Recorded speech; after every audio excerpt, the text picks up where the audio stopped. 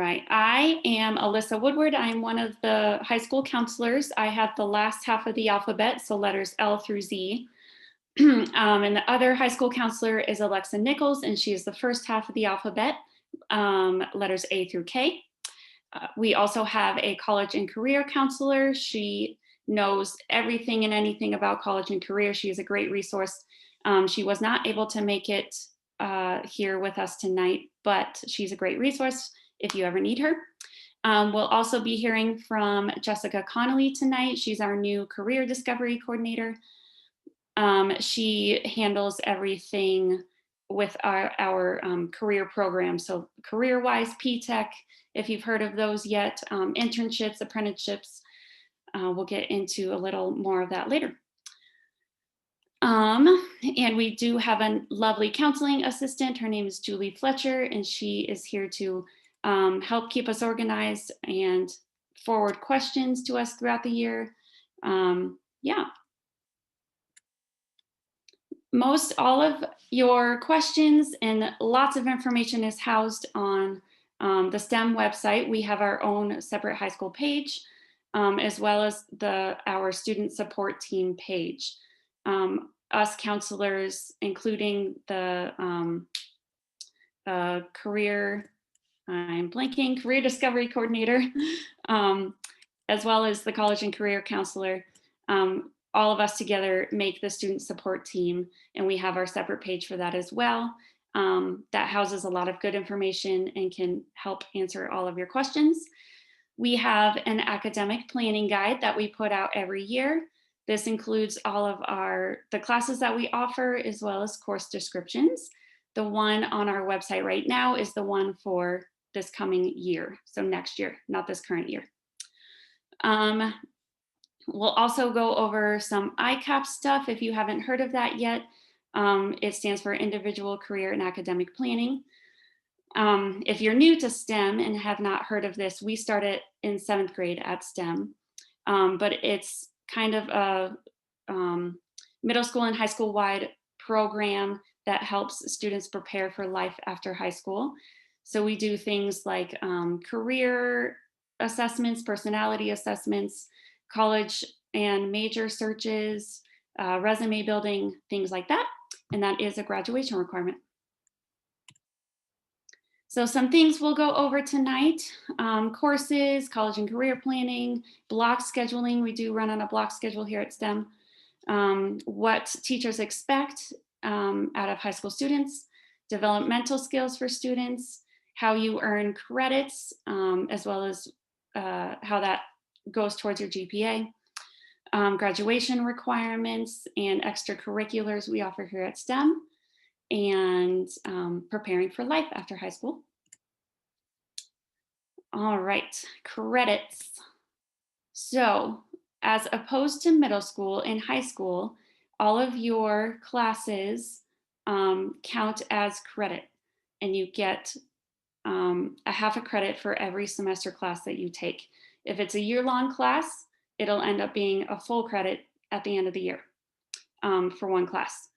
There is an exception to that. We'll get into a little bit more of what this means later, but concurrent enrollment classes, it's basically a college class that you can take while you're in high school. Those are generally worth more credits because it's a college level class. So that is a nice way for students to get more credits done in a semester's time. So these two examples down here, CE, CNG 121 and 122, are computer science classes. Those are very popular at STEM, and they are worth 1.5 high school credits. And you can do that in one semester, which is great. This kind of breaks down how college credits transfer to high school credits. So for example, if you were taking a college credit that was worth, a college class that was worth 3 credits at that college, it transfers to 1 high school credit, 1 full high school credit. And that's a little confusing, but it's easy to get down once you take your first CE class. It'll seem like no big deal. And one thing I want to add to that, if you can go back to that slide, Alyssa. This policy is a STEM specific policy. So this credit equivalency only applies as long as your student remains at STEM. If at any point during their high school career, they transfer to another high school, even within Douglas County, they in no way have to honor this policy. They could say that your one semester of CE counts as just half a credit, one semester of high school class. So just be aware of that, that this is a policy that exists at STEM and not necessarily any other high school. Thank you for that clarification, Liz. And that is Liz Dugan. She's one of our administrators. GPA, I won't go into too much math of this, but every grade that you get in classes is weighed to a certain value.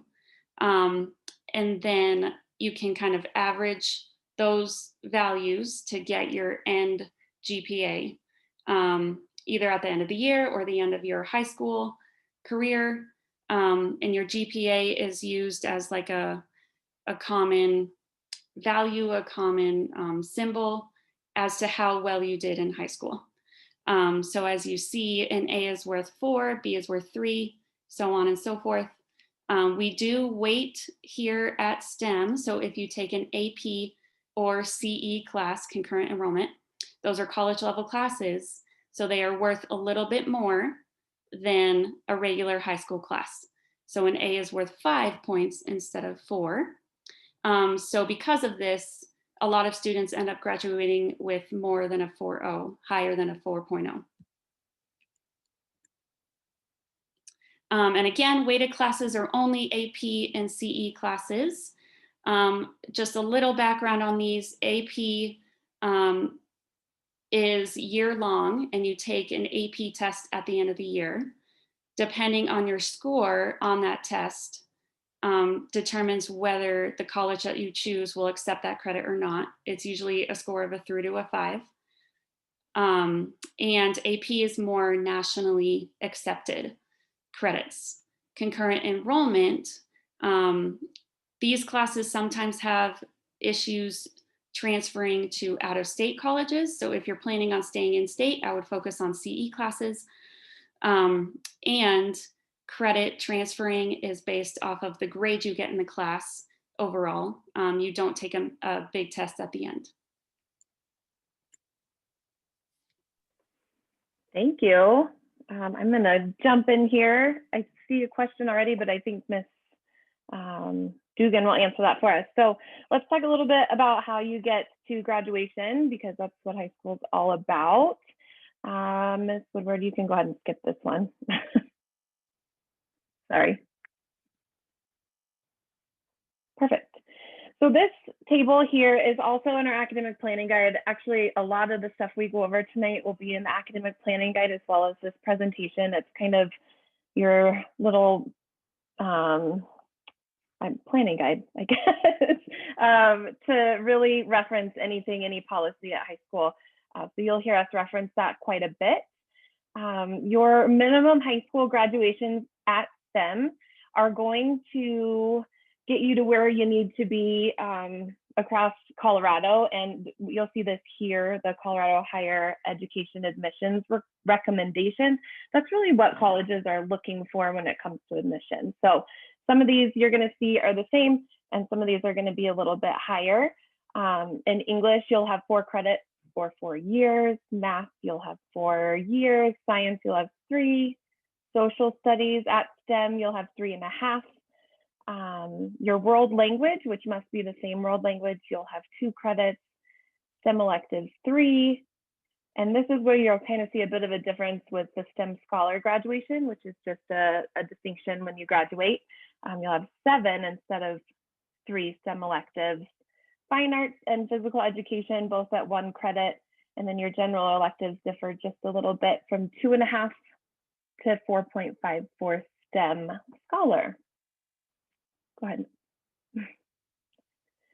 Why become a STEM scholar? Well, because you're at a STEM school. I think a lot of students end up going for STEM scholar, taking those STEM classes, so anything in science, technology, engineering, and mathematics. You can see when Ms. Woodward was talking about the CE course in computer science, it just kind of comes naturally when you're taking those types of classes as well. The biggest difference that you'll see besides your credits for STEM Scholar is there is a 100 hours of community service for STEM Scholar distinction rather than 20, which actually I think is on the next slide. I'll show you guys that. Perfect. So the other graduation requirements for Douglas County, which is in your standard diploma or STEM Scholar, 20 hours of community service requirements for your standard diploma, 100 for STEM Scholar, ICAP completion, which is your individual career and academic planning, and that's built in from 7th grade on. For AP and CE courses, you don't have to take any to get a standard diploma, but you need to take at least 2 in order to graduate with STEM Scholar. GPA requirements, there isn't one for your standard diploma, but a 3.5 or higher. And I'm fairly sure that that is weighted or unweighted. Ms. Dugan, can you confirm for me in the chat box, or hopefully, yes. And then the demonstration. Sorry. Either weighted or unweighted. Either or, perfect. I just don't want to misspeak, thank you. The competency exam is on my next slide, and it's kind of confusing to explain, so I'm gonna hope that I'm very clear in this. Ms. Woodward, would you skip for me? So these are different measures by which students show that they are ready for the post-secondary life, so just after high school. And you can see there's an English requirement and a math requirement. You do not have to meet every single line on this. You just have to meet one or check one box in English and one in math. So I would say that typically STEM students will either meet it in the advanced placement score of a 2 or above in an English or a math class, a C or a better in an English or a math class for concurrent enrollment. And then the other one that I think we see the most at STEM is your SAT scores. So you'll see a 430 for English and a 460 for math. And that's not until you get towards your senior year, but there are other ways by which students can meet those competencies. I know that in senior English, there is a capstone that's built into the British literature class, so that's also there as well. Did I miss anything, Ms. Dugan? I don't think so. You did great. Perfect. It's a hard one to explain. Everyone thinks you have to meet all those lines and you do not. So don't stress about that one. We do have a picture of a transcript for you. Really, it's just as an introduction to see what a transcript looks like. This is a transcript of an 11th grader, and so there's a lot of classes and a lot of grades on here. Basically, it's good to know that your personal information in the upper left-hand corner is there, as well as your weighted and unweighted GPA, as Ms. Woodward spoke about. It'll list the schools that you went to after that, and then it'll break up your classes and your grades by terms. So you can see in that second column, 9th grade term 1, the student has all of the classes listed, and then 9th grade term 2 and all of their classes listed there. And I don't see anything else that, oh, the credit summary in the bottom corner is also a great thing to look at, and that just breaks down the different subject areas and how many total credits you have towards graduation. We as a counseling team and our great counseling assistant, Julie Fletcher, helps us track students' credits every semester. Students do get access to view this document, but it is great to have your own. And we sent one out for our current STEM students. I think we sent it to all new students, but I'm not quite sure. It is something we can make available to you as you come into 9th grade, but really looking at what does it take to get towards graduation. So each one of those boxes is meant to fill a half of a credit. So if you can just pretend as a 9th grader, all of our 9th graders that passed English, they have English 1 in that first box, language arts, and they'll have whatever math class in the first box, whatever science class.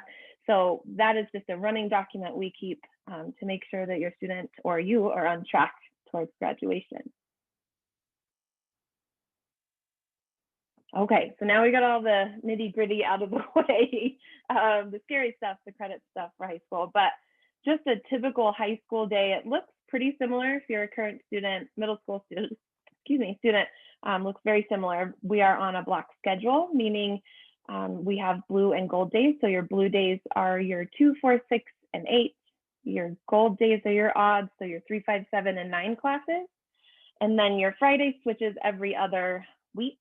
So you have your blue and your gold, depending on how it falls, which is also on our STEM all-school calendar. You can see that as well. Students have advisement weekly on Fridays. All students in 9th grade take study hall. So depending on if you have study hall on a blue week and that's what your Friday is, you'll have it 3 times. The next week, you'll only have it 2 times because of the block schedule. Lunch is held during your 6th or your 7th hour, depending on which day it is. And this year we have A, B, C, and D lunches. Our teachers are great at letting students know what lunch they have that day. We don't let them forget or not know where to go. And then we have a very open policy in our counseling office over at the high school. Our door is typically open. If it's not, it's because we're with somebody. So we try very hard to make ourselves available. And you have teacher office hours, which we'll go over in a bit. Like I said, very similar to our middle school. Your study hall supervisor also is very helpful in helping students track where they need to be, especially as 9th graders, and reaching out to parents as she needs to. And then this year was a little funky with tutoring from National Honor Society, but they are getting that up and running. So we do have some opportunities there. And I think we have our great middle school counselors here. So I'm going to actually toss it over to Mrs. Dix. Hi, good evening. So athletics, we encourage the students not to be involved with obviously as well as they can the academics, but to also participate in STEM with the athletics or the clubs, which I'll get into. So we have a variety of clubs as you can see on here. Obviously, the biggest thing is that STEMs right now is undergoing the process of trying to belong to CHASA, and CHASA is very popular, and if we get approved, that will open up a lot of opportunities for our athletes. So we're keeping our fingers crossed, and we're looking forward to have your students become one of our athletes here. Next slide. Another way of getting involved at STEM is through our clubs. We have a variety of clubs, as you can see here. And also it's something, if your student is interested in a club that's not posted here, they can just find an adult kind of mentor to oversee that. And we can certainly look at it, adding on to our clubs. The most popular thing is our robotics clubs and our FBLA. But the TSAs, I'm sorry, is the one I really want to talk about. And I guess the motto at STEM is not, you know, do you want to be on a robotics team, but more the question is, which robotics team would you like to be on? Because we have several to choose from to meet all kinds of interests. But TSA is one of our most popular ones. Again, the kids will compete for that. And they can do any kind of interest anywhere from biotechnology, the catapult design, all the way up to fashion design or forensics. So there's a lot of different interests. So we hope that your students will become a part of STEM through our enrichment program. And you can also look on our webpage at the enrichment page and you'll see more about it.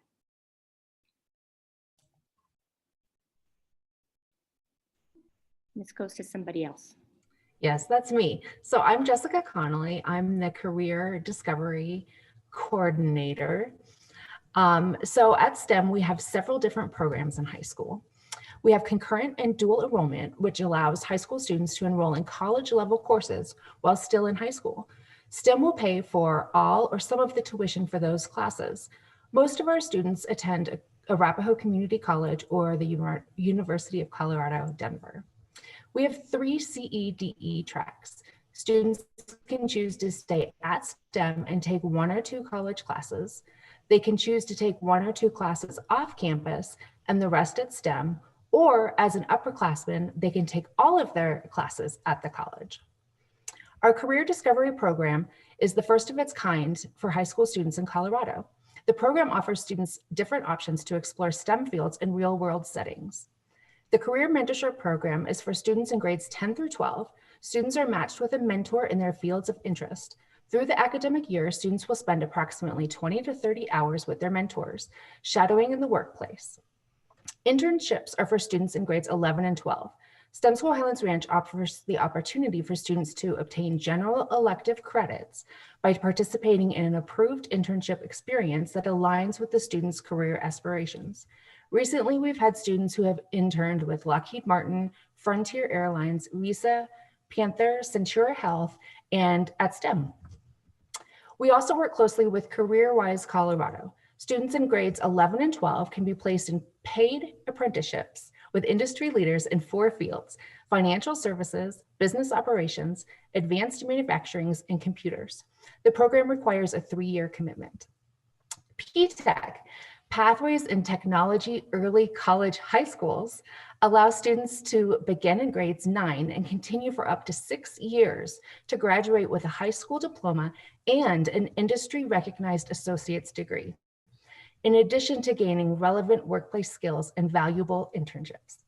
STEM School Highlands Ranch is one of only 5 in the state of Colorado approved as a PTech school. We currently offer the Mechatronics pathway, which allows students to earn an Associates of Applied Science in Mechatronics Engineering Technology from Arapahoe Community College. But we're currently working on adding healthcare and computer science. Next slide, please.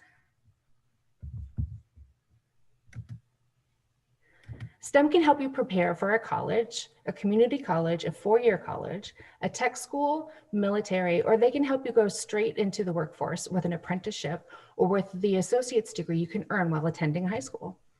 As a freshman, students, along with their counselors, will begin laying the framework for their high school career. One way they do this, as was mentioned before, is through the ICAP, or Individual Career and Academic Plan. The ICAP begins in 7th grade and continues through senior year.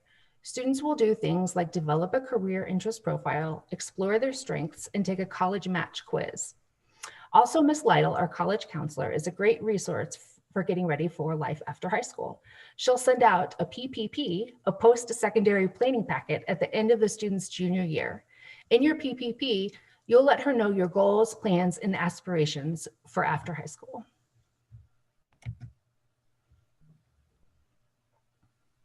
College admission boards look at SATs, ACTs, and other subject-specific scores like AP tests. Colleges will also look at students' GPA and their class rank. However, because STEM is a smaller school and sometimes can be a little competitive, where we'll have quite a few students with a 4.0 or something similar, we do quartiles instead of class rank, where the grade is divided into quarters. So the student would be placed in the 1st quarter, the 2nd quarter, the 3rd, or the 4th quartile. Many colleges also want to see that you've challenged yourself and you've progressed to AP or CE classes over the course of your high school career. Student essays, letters of recommendation, personal resume, and extracurricular activities are all things that colleges consider for admission. Ms. Lytle has a college webpage, a newsletter that she sends out, a college scholarship information night that she hosts throughout the year. Her door is always open. You can stop in and ask her. She's a wealth of knowledge. If you have specific colleges that you're looking to apply to, I would encourage you to meet with her so you can discuss any college-specific requirements.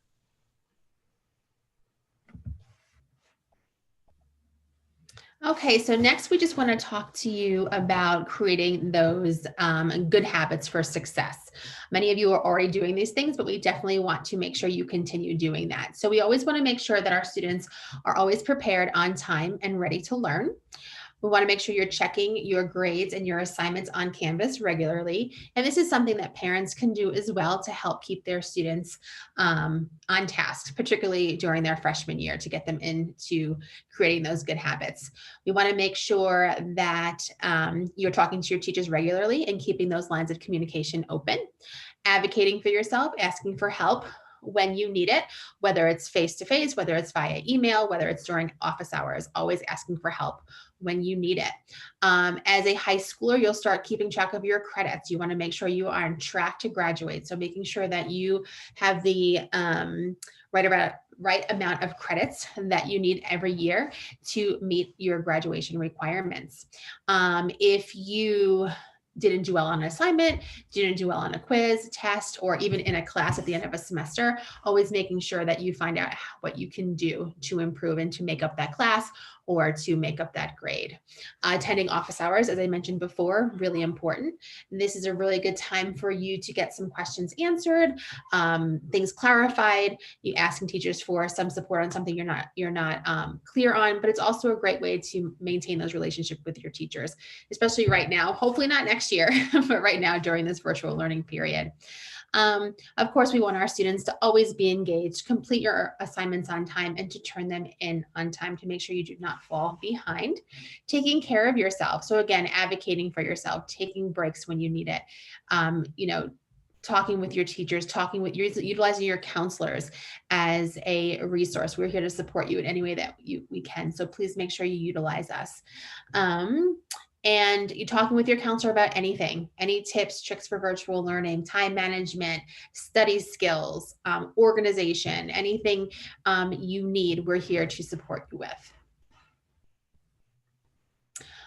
Continued tips for success, just being self-aware, keeping track of your credits, your course progressions, attending class, showing up on time.